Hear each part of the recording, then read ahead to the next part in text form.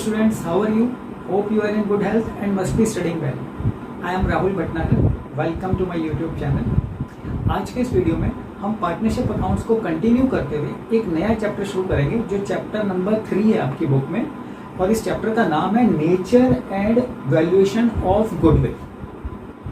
Students, ये chapter आपको समझना बहुत ज़रूरी है। इस चैप्टर में से आपके MCQ आते ही आते हैं। इसके साथ साथ सब्जेक्टिव क्वेश्चन जिसमें आपका शॉर्ट क्वेश्चन आंसर भी होता है वो भी आएगा ही आएगा। इसके अलावा अगर आप जब हायर स्टडीज़ में जाएंगे वहाँ पे भी आपको समझना पार्टनरशिप अकाउंट्स जहाँ भी आएगा वहाँ आपको गुडविल का क्वेश्चन मिलेगा ही मिलेगा। तो चलिए शुरू करते हैं। गुडविल को समझाने से पहले, इसकी डेफिनेशन को समझाने से पहले स्टूडेंट्स, मैं आपको एक एग्जाम्पल के साथ समझाऊंगा जिससे कि आपको इसकी डेफिनेशन अपने आप समझ में आ जाएगी।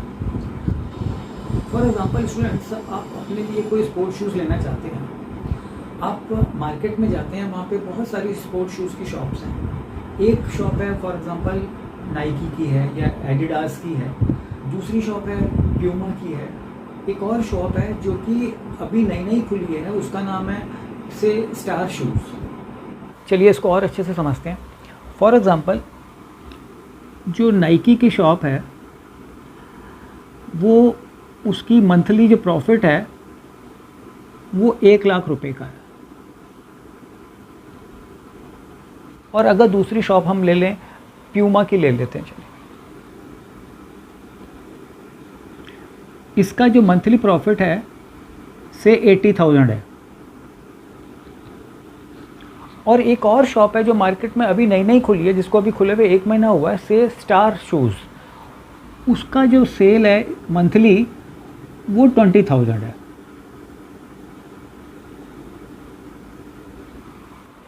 स्टूडेंट्स, आप बता सकते हैं कि एक की मार्केट में होने के बावजूद भी इसकी सेल इतनी ज़्यादा क्यों है, इसकी थोड़ी कम क्यों है, और स्टार शूज़ की सेल कम क्यों है? Because of their reputation. हमें मालूम है अगर हम नाइकी के या प्यूमा के शूज़ लेने जा रहे हैं तो ये 0 डिफेक्ट शूज़ हैं, इसमें कोई कस्टमर कंप्लेंट नहीं है, क्वालिटी बेस्ट क्वालिटी है। इनका अगर प्राइस ज़्यादा भी होता है तो भी हम उसको भी लेने को तैयार हो जाते हैं। इन कंपैरिजन अगर हम स्टार शूज़ पे जाते हैं, स्टार शूज़ की भी सेल तो हो रही है, 20,000 तो सेल है, लेकिन अभी वो बिकॉज मार्केट में भी नई नई आई है तो लोगों का अभी कॉन्फिडेंस नहीं बना है। और दूसरी तरफ इन दोनों शॉप्स के ऊपर लोगों का कॉन्फिडेंस है। इन दोनों कंपनीज़ ने ये जो रेपुटेशन कमाई है, ये कोई एक दिन का, ये 1 महीने के एफर्ट्स नहीं है, ये सालों की मेहनत है जो आज इनको बिना एफर्ट्स के मिल रही है। तो स्टूडेंट्स, आप देखोगे जो ये 80,000 की एक्सेस सेल है नाइकी की और 60,000 की एक्सेस प्रॉफिट है प्यूमा का, ये क्या है? ये बिकॉज ऑफ द गुडविल है। और ये जो एक्स्ट्रा प्रॉफिट्स हैं over and above the normal profit, अगर हम ये मान के चल रहे हैं कि 20,000 तो नॉर्मल प्रॉफिट है, तो 60,000 जो ये प्यूमा कंपनी ने एक्स्ट्रा कमाए हैं और नाइकी ने 80,000 कमाए हैं, ये इनकी रेपुटेशन के हिसाब से है। और रेपुटेशन क्या है? गुडविल है। From accounting point of view, goodwill always has some monetary value और सेलेबल वैल्यू। एक और छोटा सा एग्जांपल ले लेते हैं, आपका बिल्कुल लोकल मार्केट का लेते हैं। फॉर एग्जांपल आपको कुछ मनपसंद खाने का मन कर रहा है, छोले भटूरे खाने का मन कर रहा है, या दही भल्ले खाने का मन कर रहा है, या टिक्की खाने का भी मन कर रहा है, और आप अपने लोकल मार्केट में जाते हैं, वहाँ पे ढेर सारी शॉप्स हैं। आप देख रहे हैं हर शॉप के अंदर 2-2, 3-3 लोग खड़े हुए हैं, लेकिन आप जिस शॉप के ऊपर जाते हैं, पर्टिकुलरली जिस शॉप को आपको पसंद है वहाँ जाते हैं, तो वहाँ देख रहे हैं आपके बहुत सारे लोग खड़े हुए हैं ऑलरेडी। आपको एक टोकन नंबर भी दे दिया जाता है और आपको कहा जाता है कि वेट फॉर योर टर्न। आप फिर भी वेट करने को भी तैयार हैं, आपने टोकन ले लिया, जबकि शॉप्स, और हम शॉप्स देख रहे हैं जहाँ पे कोई है ही नहीं ग्राहक, जहाँ पे ग्राहक 2 या 3 ग्राहक खड़े हैं और यहाँ पे इतने सारे लोग खड़े हैं। तो आप क्यों गए हैं उस पर्टिकुलर शॉप के ऊपर जहाँ आपका टाइम भी ज़्यादा लग रहा है और हो सकता है प्राइस भी वहाँ थोड़े से ज़्यादा हो? बिकॉज़ उसकी रेपुटेशन आपको मालूम है। आपको मालूम है हाइजीन पॉइंट ऑफ व्यू से शॉप में बेटर सामान मिलता है, उसमें टेस्ट अच्छा है, उसकी क्वालिटी अच्छी है। उस पर्टिकुलर शॉप ने एक अपनी रेपुटेशन बना ली है उस मार्केट में। तो ये है स्टूडेंट्स गुडविल। अब हम गुडविल को डेफिनेशन समझेंगे। अब आपको बहुत आसान हो जाएगा डेफिनेशन को समझना। Goodwill is the value of reputation of A firm. Goodwill firm की रेपुटेशन है, ये हमने समझा। और अकाउंटिंग पॉइंट ऑफ व्यू से goodwill always has certain monetary value, इसलिए बोला गया goodwill is the value of reputation of A firm in respect of the profits expected in future over and above the normal rate of profits. तो मतलब जो normal profit होते हैं, expected future profits बढ़ जाते हैं। अब देखिए यहाँ पे नॉर्मल प्रॉफिट से 20,000, अब ये इसकी रेपुटेशन की वजह से ही है। जो इसके एक्स्ट्रा प्रॉफिट्स जो हो रहे हैं 80,000 और 60,000, ये debt is because of the goodwill. Clear है? और समझते हैं।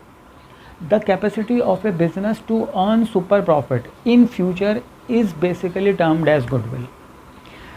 और सिंपल लैंग्वेज में समझ लो, goodwill is an intangible assets. Goodwill intangible assets है। Goodwill can not be seen, it can not be touched, goodwill can not be transported from one place to another place. इसका physical transportation possible नहीं है। और फिर भी ये assets है क्योंकि इसकी मॉनेटरी वैल्यू है, because of which a firm likely to earn higher profits without putting extra efforts. Firm को एक दफ़े गुडविल हो जाए, एक दफ़े रेपुटेशन हो जाए, तो उसके ऊपर firm is likely to earn higher profits without putting extra efforts. तो ये स्टूडेंट्स गुडविल की सिंपल डेफिनेशंस, मैं चाहता हूँ आप इसको नोट कर लीजिए। अगर आपके क्वेश्चन में शॉर्ट क्वेश्चन आता है टू डिफाइन गुडविल, तो आप उसको इस तरह से लिख सकते हैं। चलिए और आगे चलते हैं। एक छोटा सा न्यूमेरिकल एग्जांपल लेते हैं गुडविल के ऊपर।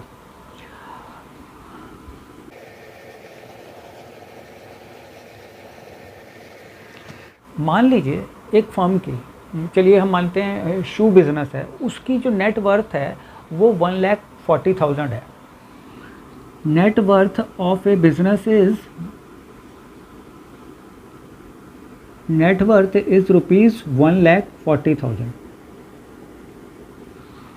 नेट वर्थ आपको मालूम है, नेट वर्थ या नेट एसेट्स आप कह सकते हैं। नेट वर्थ होती है एसेट्स माइनस में लायबिलिटीज़। अब इस फर्म को खरीदने के लिए अगर परचेज़र इज़ विलिंग टू पे 1,50,000, ये परचेज़र है वो उसको ख़रीदता है 1,50,000 में।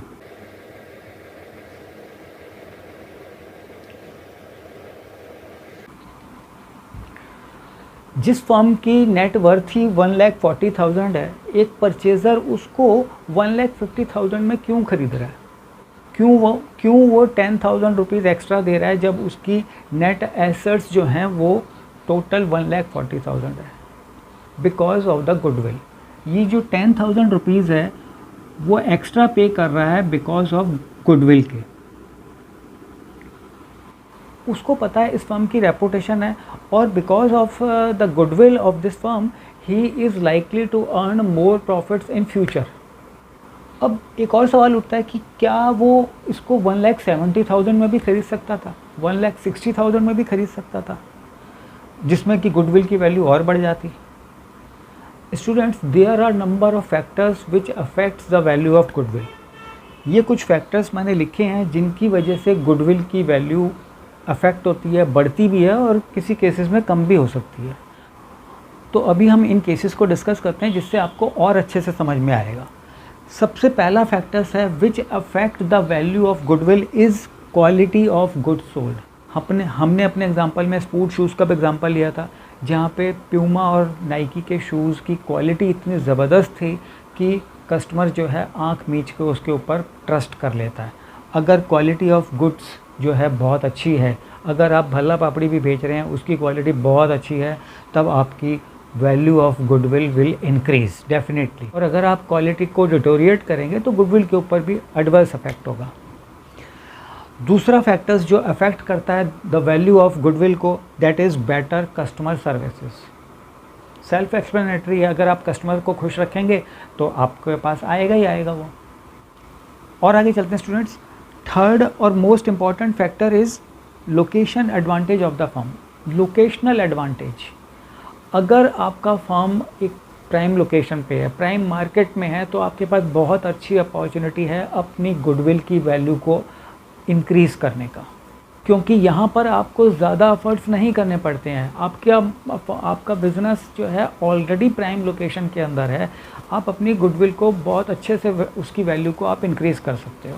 Next is personal reputation of the partner.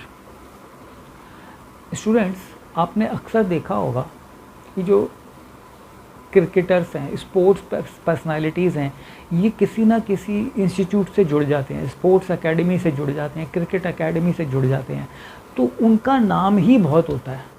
आपने अक्सर सुना होगा Suresh Raina academy, Virender Sehwag cricket academy, या इनके स्कूल्स में भी इनके नाम्स हैं। तो इनके नाम से ही इनकी रेपुटेशन ही इतनी ज़्यादा है कि उससे उस इंस्टीट्यूट की, उस एकेडमी की या उस स्कूल की रेपुटेशन अपने आप बढ़ जाती है। Next is possessions of unique patent rights, trademark, monopoly rights. Patent rights students, अगर आपके पास कोई यूनिक अचीवमेंट्स है, कोई आपका यूनिक एक्टिविटी है जो सिर्फ आपको बिलोंग करती है। Trademark, every institute, every university, every company, firm अपना एक ट्रेडमार्क ज़रूर रखती है, एक सिंबल होता है एक। जैसे कि आप देखोगे ऑडी कार का सिंबल अलग है, अमेज़न का सिंबल अलग है, हर यूनिवर्सिटी अपना एक सिंबल रखती है जो कि डिस्टिंग्विश करती है उसको अदर यूनिवर्सिटीज़ के साथ। और अगर गुडविल बहुत अच्छी है कंपनी की, तो कस्टमर एकदम ट्रेडमार्क को देखते समझ जाएंगे कि ये तो फलाना कंपनी है।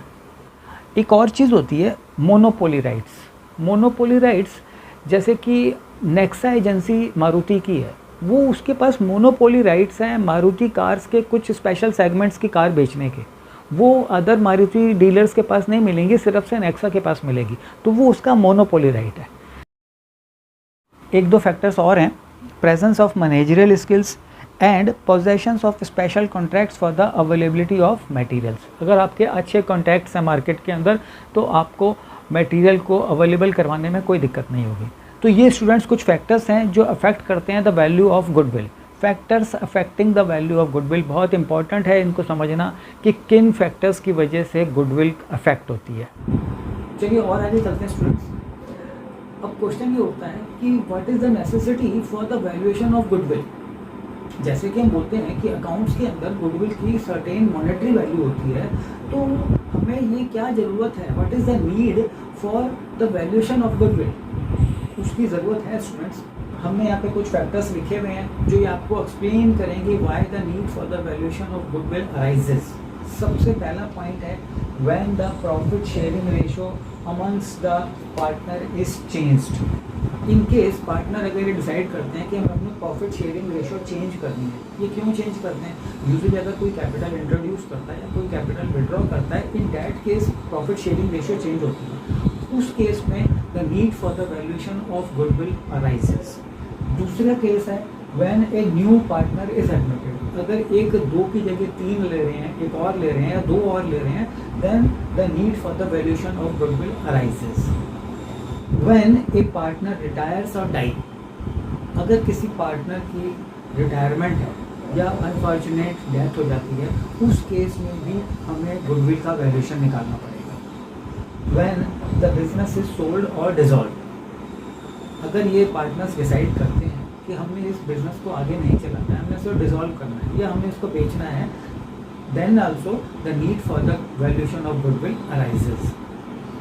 एक और पॉइंट है students, when a partnership firm is converted into a company, अगर पार्टनरशिप फर्म को कंपनी में बदलने का निर्णय किया गया, उसके लिए अलग से फॉर्मेलिटीज़ हैं, उस केस में भी need for the valuation of goodwill arises.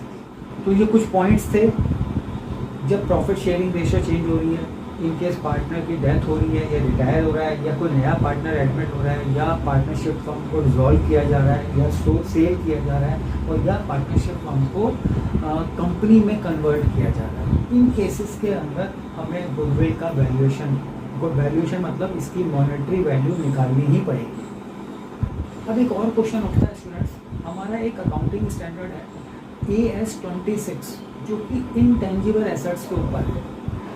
हमने ये देखना है कि अकाउंटिंग स्टैंडर्ड AS26 जो है वो गुडविल के ऊपर क्या कहता है, क्योंकि गुडविल भी एक इंटेंजिबल एसेट्स है like other assets like trademark, like patents. Goodwill भी एक इंटेंजिबल एसेट्स है, तो इसके ऊपर अकाउंटिंग स्टैंडर्ड AS26 क्या कहता है।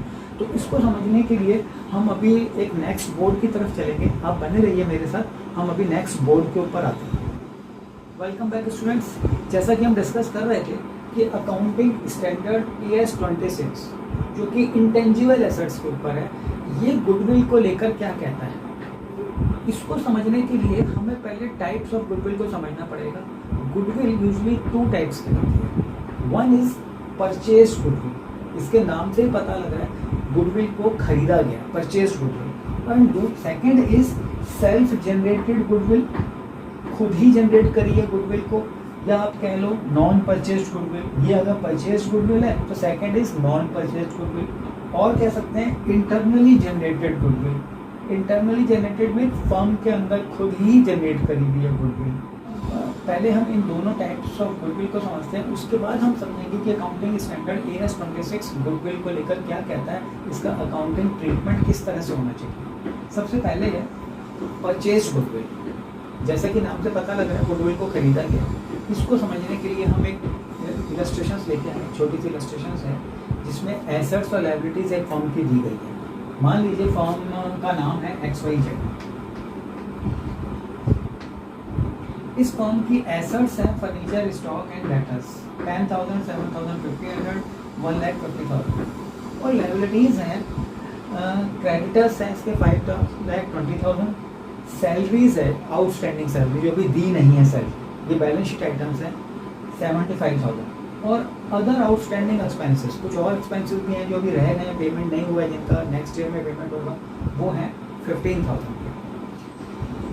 और purchase consideration is ₹5 lakh. This information is given. आपको क्या करना है, गुडविल की वैल्यू निकालनी है और इसकी मान लीजिए जर्नल एंट्री बनानी है, तो किस तरह से बनानी है। अब हम इसकी नेट एसेट्स देखते हैं।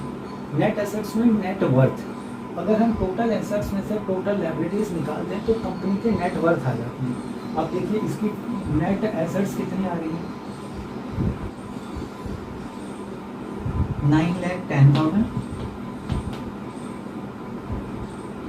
और ये है 90 और 6,10,000। लायबिलिटीज 6,10,000 और एसेट्स 9,10,000। अगर इसकी नेट वर्थ निकाली जाती है तो नेट वर्थ क्या होती है,